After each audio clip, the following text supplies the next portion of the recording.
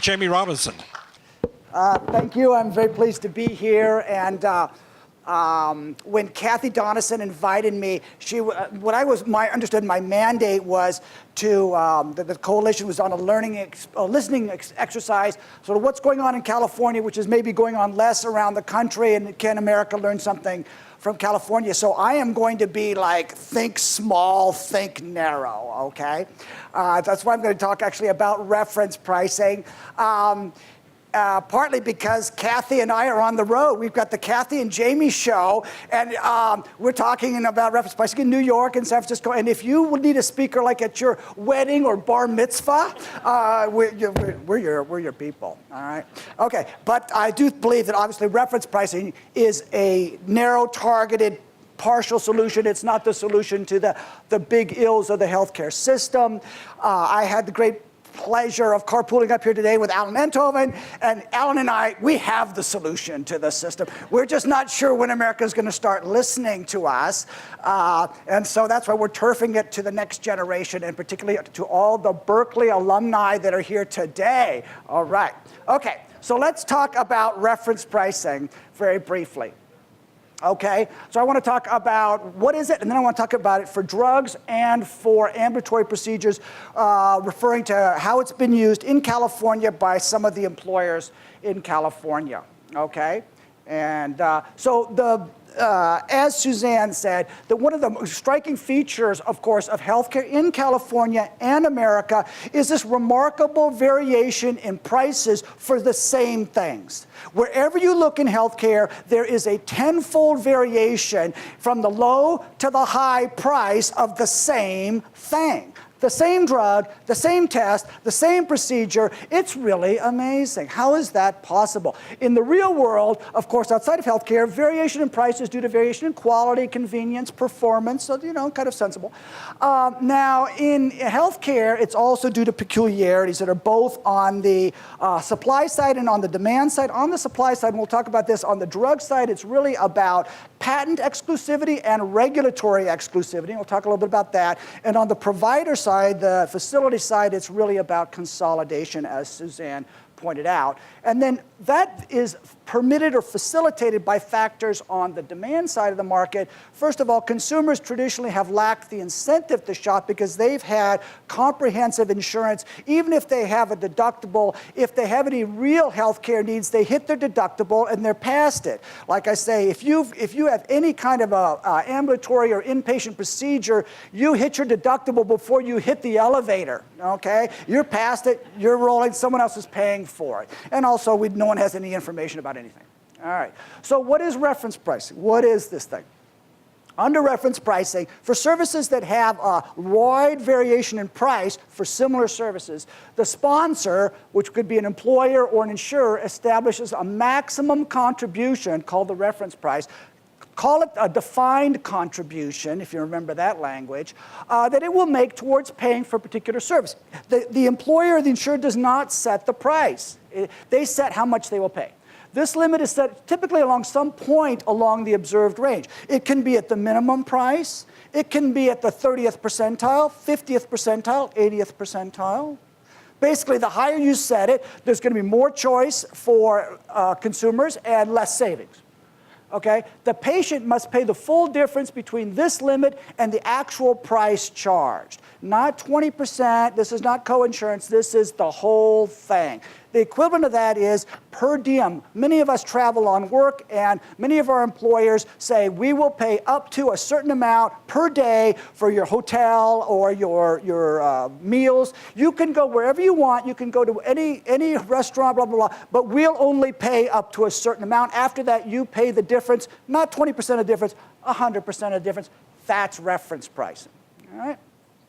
So the patient chooses basically his or her cost sharing by choosing his or her drug or test. That's the basic idea. So I want to apply this. How's this been used in California, first for drugs and then for ambulatory procedures? Okay, just so you know, we have a patent-protected and regulatory-protected world in the drug world. This is launch price cancer drugs on a logarithmic scale. That means that they're doubling every 10 years. This is price increases after growth. These are the biggest drugs in the American market. Humira, Enbrel, of course, are rheumatoid arthritis drugs. These are list price increase, 5-year increase, doubling them every 5 years with no change in value, by the way. I mean, these drugs are not getting better, for example. This is a cross-sectional variation. These are data from the Rita Trust, which I'm going to talk about in a moment. Rita Trust is an alliance of Catholic employers on the West Coast, mostly, some in the East Coast, who buy insurance for their employees who work for Catholic schools, nuns and priests, and other people who work for Catholic organizations.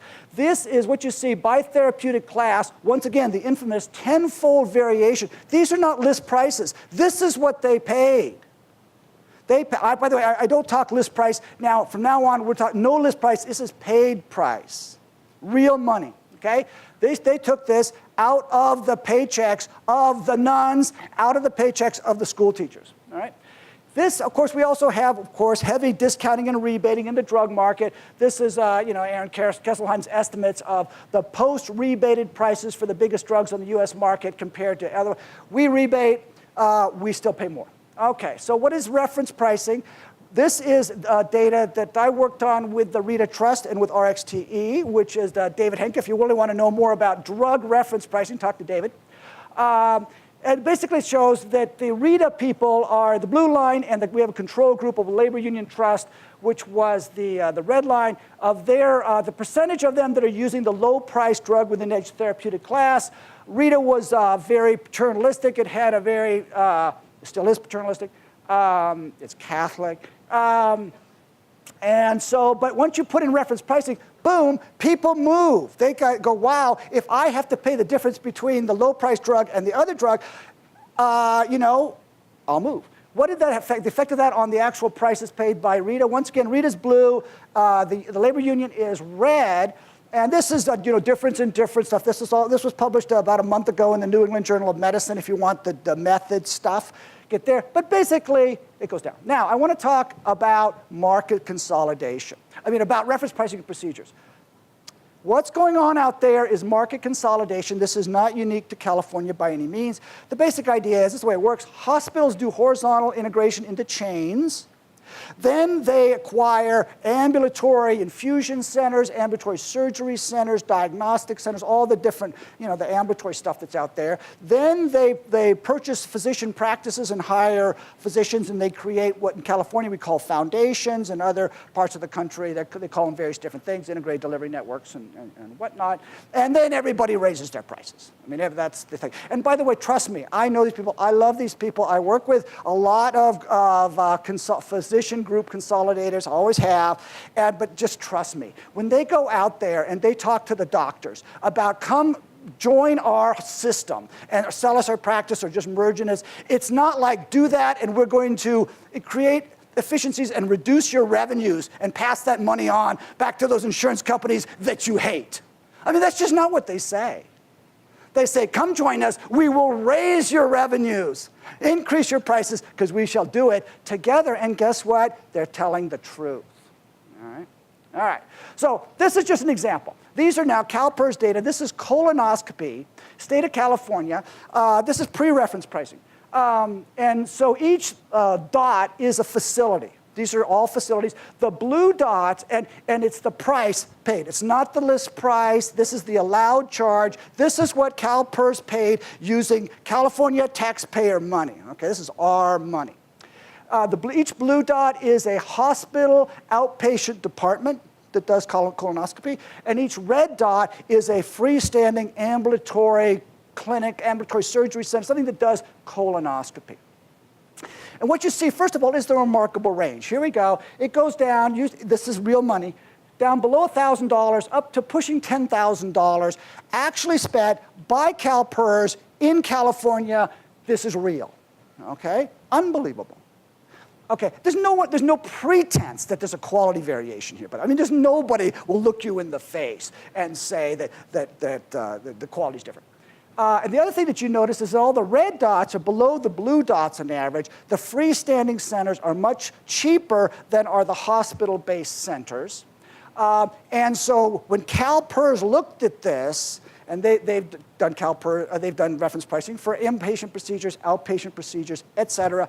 They look at this and they say, why are people not going to ambulatory centers?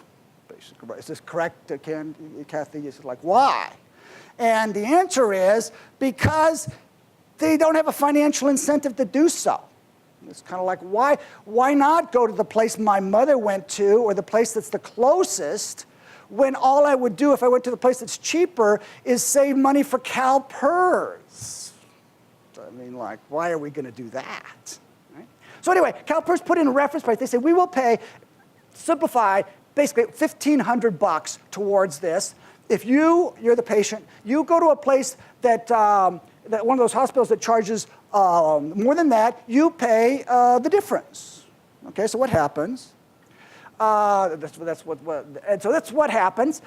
First of all, what's the percentage of CalPERS members that are they're getting their colonoscopy in a freestanding ambulatory surgery center, ASC, compared to a hospital-based HOPD's, hospital outpatient department, before and after implementation of reference pricing in 2011 by Kathy Donison. Okay, first of all, CalPERS, once again, very paternalistic employer. They were using much lower, they were using hospitals more. A lot of PERS members, frankly, are in Sacramento right here. Anybody knows anything about the Sacramento market, you know what I'm talking about, all right? But then once they put in reference pricing, oh my God, suddenly they decided, well, you know what, we can go to some of those ambulatory centers. And then what did this mean in terms of prices paid? These are prices actually paid. You saw that CalPERS was paying more. Everybody's prices were going up. And then after prices came down, I mean, the thing about reference pricing is we're not bending the cost curve. We're not slowing the rate of growth of healthcare. We are reducing spending on healthcare. When was the last time you heard about that? Okay, honest to God, spend less this year than last year.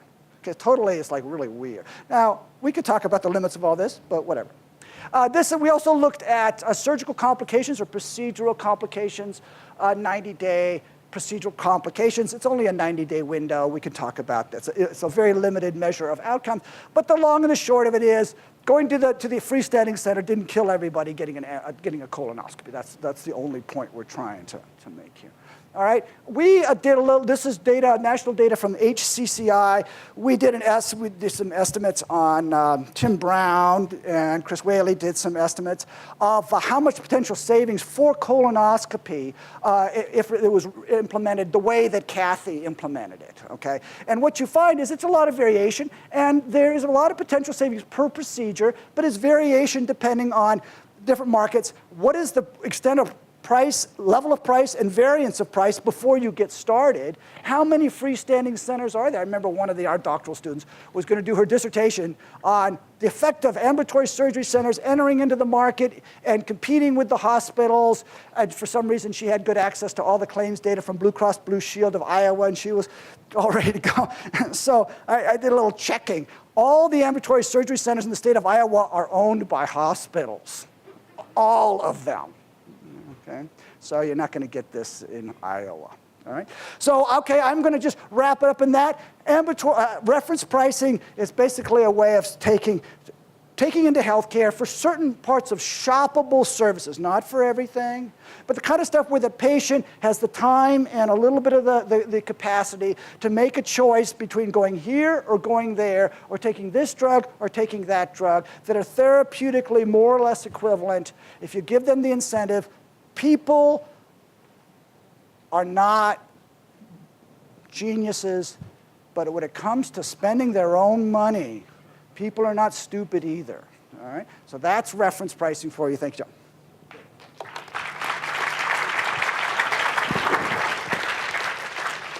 Jamie, we are going to turn to the audience for Q&A, but before, the one obvious question is, this is a great idea. Why isn't everyone doing it? Yeah, that's a very good question. We could also say, why aren't they all doing managed competition either? I mean, because they're, so I think that why aren't employers doing it? Okay. I think that the employers, as a group, with some exceptions, there's always some really leading thought leader employers out there, and we can think of the names. But the vast majority of employers who purchase health insurance are very risk averse. And they're very cautious about anything that'll disrupt the workforce. And they're very, they don't want to, they're just risk averse. And they're very cautious. And so they have a very strong herd instinct. So they'll go for what everybody else is going for. And what is everybody else going for? Right now, everybody is going for high deductible health plan and or narrow network. That's like mostly high deductible, some narrow network. And so that's what they're doing. You go to the meetings, they're all happy about that they're now moved their people from a $500 deductible to a $4,000 deductible, and that's reduced their premium, and et cetera. I will make a comment about high deductible and reference pricing. I've never been the biggest fan of high deductible, but I'm also a realist. And I recognize that America is continuing down the path of shifting a greater share of overall healthcare spending from the healthy to the sick. That's what's going on out there. High deductible is one manifestation, but not the only manifestation of that. The healthy people have really decided that they're spending too much on healthcare because they're healthy and they just won't take it anymore. And so that's manifested in the sense that we're going to have higher cost sharing, and that means that the sick people are going to pay more. And that's just happening. How can we make a good system given that? How can we make a good healthcare system that works for people given that? What I think that patients want is help in making good decisions given that. And I think personally that all this talk about price transparency, and I know I work with Castlight and Yavina, I know all these people, they're all very good people, but people, that's not much. And decision support and all that. What patients want, most patients, is tell me where to go to save money. Just tell me what it is. The secret of Kaiser Permanente, and this is it, by the way, this is the secret sauce of Kaiser Permanente. If you remember, if the building says Kaiser Permanente, go in there. If it doesn't say Kaiser Permanente, don't go in there. That's it. That's it. And it works. It works like a charm. Okay. So the nice thing about reference pricing, and it's not actually, it could be combined with, it has been combined with high deductible, is that reference pricing designates a set of providers or a set of drugs as the low-cost thing, quality adjusted. And so it just basically says, go there. I remember when when CalPERS just launched, they had this piece of paper. This was like a long time ago. There was a list of hospitals on it, all the hospitals in the state of California for orthopedic surgery, and they listed them from the most expensive to the cheapest, and there was this line. And it was all the ones below the line were basically exempt from reference pricing, and all the ones above the line. So I was giving a talk at some hospital system, their middle management, blah, blah. And I just happened to get a copy of this. This is public information. Copy of this thing. I said, oh, look at this thing. Here they are. This is it. And so the senior vice president, he just like grabs this thing out of my hand, hands it to his assistant and says, fax this thing. They were using fax. Fax this thing to all the CEOs of our facilities. And I want to know from each one of them how they're going to get from above the line to below the line. It was like that easy. No, nothing else. Just boom. Okay. Thank you, Jamie.